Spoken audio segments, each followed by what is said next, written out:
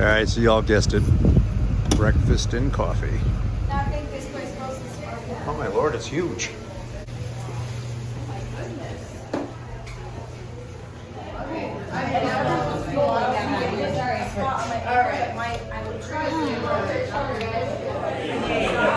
We are doing great. Excellent.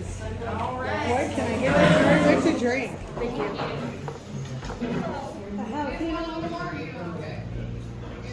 Oh my word. Thank Try to you. make it super It pretty. looks cool.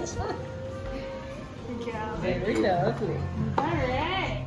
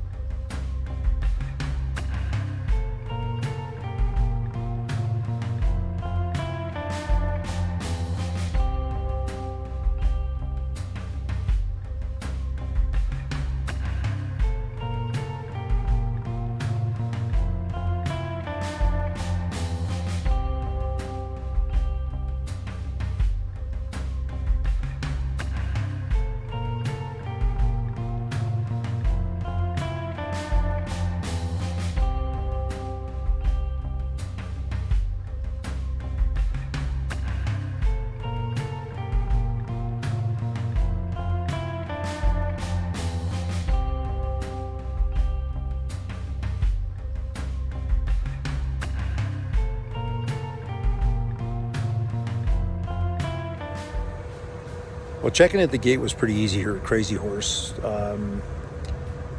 The signs for the parking were a little confusing. So if you do come here on a motorcycle, drive straight ahead past the museum / visitor center and just follow that one-way road around to the top, and you'll see that there's bike parking all along these white temporary fencing. So that after an hour of riding around, kidding, we figured it out.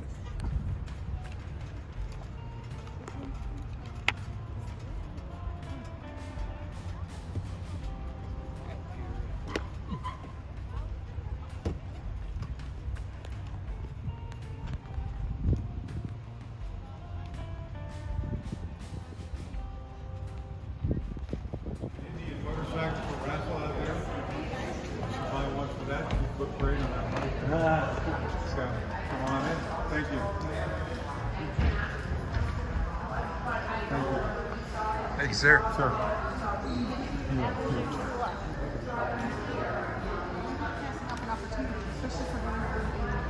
So let's go. We're all over the age of 50. People go when they arrive at the visitor center. Anywhere. The restroom.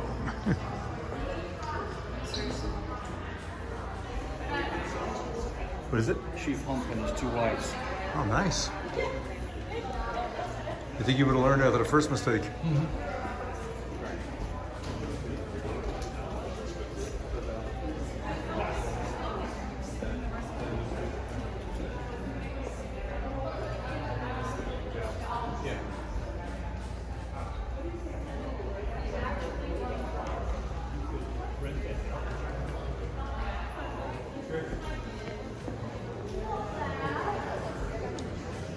So the visitor center, pretty cool. A couple of sets of bathrooms if you all need them. The guide at the front is very informative as to what you could do. We're going to take the $5 bus tour.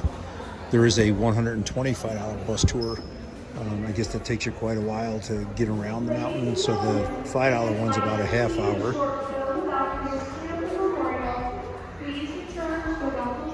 That would result in the world's largest mountain sculpture and eventually the Indian Museum of North America and the Indian University of North America.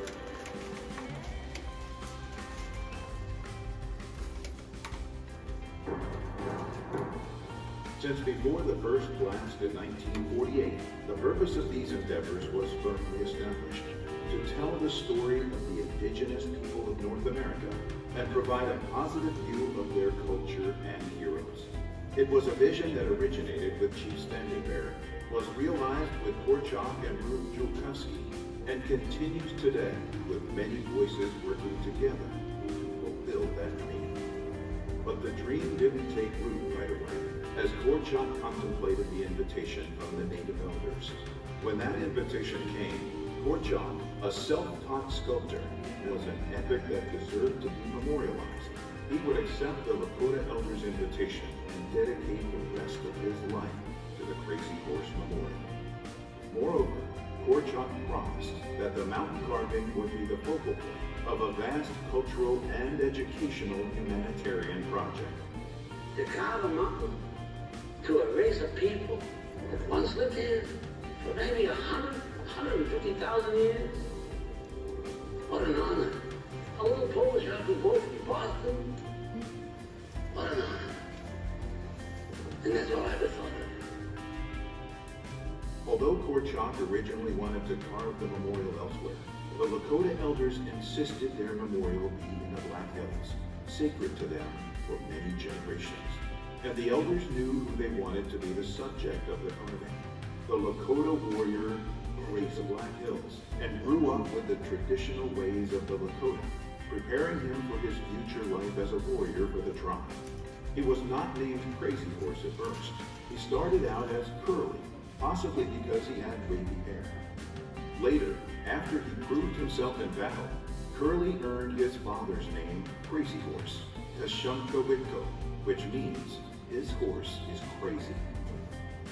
In 1876, Crazy Horse led a band of Lakota warriors against Custer's 7th U.S. Cavalry Regiment. At the time, it was called the Battle of Little Bighorn, or Custer's Last Stand. Some Native Americans call it the Battle of the Greasy Grass. Many Native Americans look on that battle as a victory over the world, and it took 2 years to decide it. After he passed away, was that we were not going to carve his horse's head, which is what Korchak would have done. We were going to do Crazy Horse's face first. And he left it so that a big share of the rock was gone in front of the face, and we had to clear it down to the arm and get ready to go to work on it. But it was far more ready to work on it than the horse's head was. And looking back on it now, I know we made the right decision.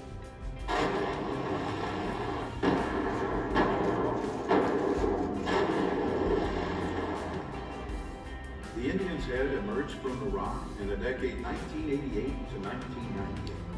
Crazy Horse's head is 87 feet 6 inches high. Its dedication revealed the first finished work on the mountain. With a blast near Crazy Horse's left index finger that day, the focus of the work transitioned to the much larger task of blocking out the 219-foot horse's head. The outstretched left arm is 243 feet long. Crazy Horse. I actually never thought it was supposed to be that. I thought it was just the head. No, I knew there was more to it, but I didn't know it was that much.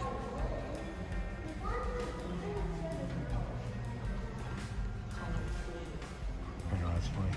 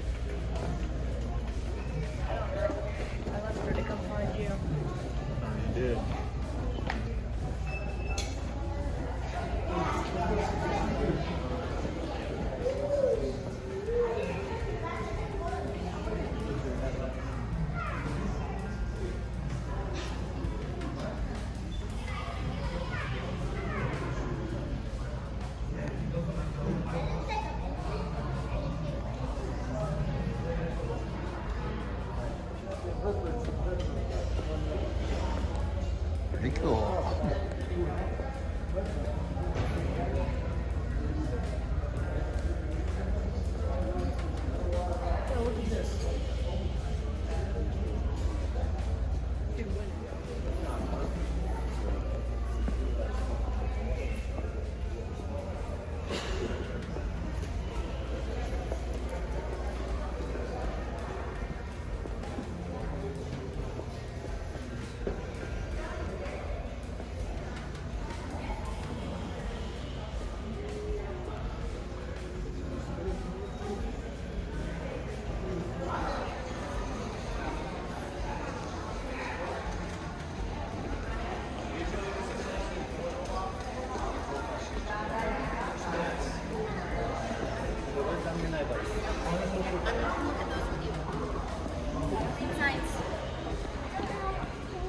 Yes.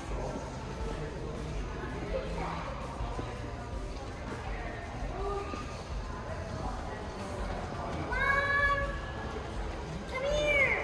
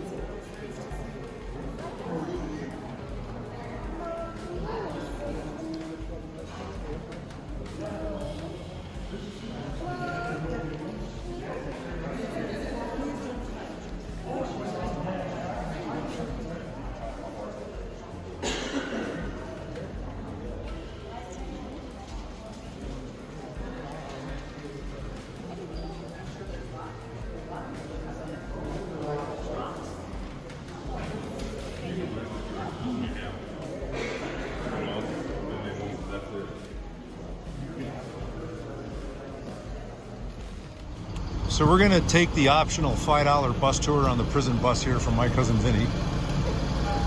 Looks like fun, and it's leaving. Go for a little nap right now. All right, folks, welcome aboard the Crazy Horse $5 bus tour. I'm gonna be your tour guide for the next few minutes. So we're gonna talk about Crazy Horse, originally known as Curly Horse, before he got his dad's name. And excuse me, ma'am, no video allowed on the venue. Ma'am, ma'am.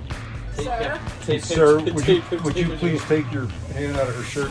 All right, so we're going to be talking about the mountain in front of us. It's a mountain. A mountain. Yeah, and there's a horse. Well, not there isn't a horse. No, there's just There's a crazy lot of horse. rock. So I didn't know this. We sat through the movie theater A lot of rock. thing, and I didn't realize that the monument is nowhere near completed. Although Crazy Horse's face, and that's his dad's name, originally was Curly. His face is completed and dedicated, but there's going to be a huge horse and a pointing arm with a finger. That's also going to be. How That's was that? already up there. How was that? That was what? The finger's already up there. And his wavy hair. Oh, you're right. I did see the finger. Why was his name? Why was he named Curly? He was because it was wavy hair. The tour is over. Get the hell off. Which is Oh, okay. unusual in Native American. They usually have very loose teeth. All right, Jeeves, what do you got to add to this? Now, what you got, Jeeves? Tell us about the little beads. You are Anything now on little aboard beads? Marine Corps Recruit Depot. Oh no, we're getting off that bus. Oh no, we're not. Hey, this is gonna be like the KOA. You're like 10 minutes early. Get off the bus. That's it. I'm too squished to recite history. Can you give us any history at all? Let's see. Crazy Horse was born around 1840 in the Blackville, South You said he Dakota. died in 1834. No. 38. Nice. I thought he was, I don't know. I don't know that the U.S. Cavalry would have stabbed him in 1938. All right, so some of our facts might be a little off. You might want to go to Wikipedia on this one. We'll get back to you when we know what we're talking about. Take parts off of them. Say it's a lot quicker than trying to find them on eBay. I'd like to direct your attention to that tunnel underneath the arm. That tunnel was carved by Porchop in 1967. It took him about 2.5 years to carve that tunnel underneath the arm. The purpose of that tunnel so they could bring drilling equipment through on this side of the mountain to move that rock to get down to better granite for part. This was on the Ellow Homestead. Consisted of 150 acres and part of that mountain, which at that time was called Thunderhead Mountain, we now know it as Crazy Horse Memorial. So after Porchop acquired this, he went about making 740 some wooden steps to get the top of the mountain. Dusky was divided by Custer Point, on Rushmore. The Rushmore is an intern here. He accepted Porchop was here at Mount Rushmore. He's standing there, read the whole list in the newspapers about Porchop, sent him a letter explaining to his dreams. Porchop did meet with him, but Porchop began to heat up. He enlisted in the U.S. Army in 1942 at the age of 34. Porchop served in the European theater, and while there, over the side, it went off the side. He jumped clear of that, fortunately. We're told that when the bulldozer got down the bottom, it was right side up and still running. The crew refers that bulldozer now as a flying cat.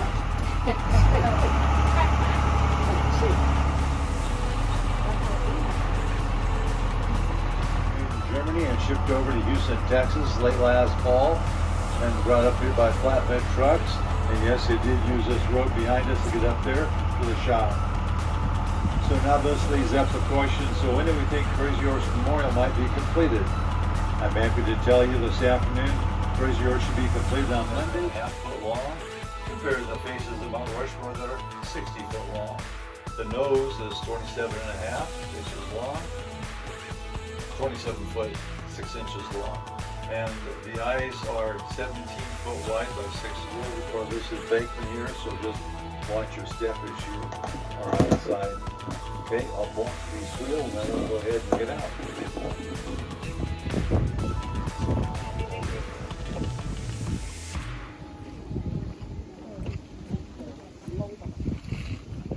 6,000 foot elevation here. Crazy Horse Memorial rises another 560 feet up to the top of his head. They do intend to put up a 44-foot tall hawk feather on top of his head as they're nearing the end of carving of Crazy Horse. If you look up there, you think, wait a minute, well, I don't see any granite up there. How can that be possible?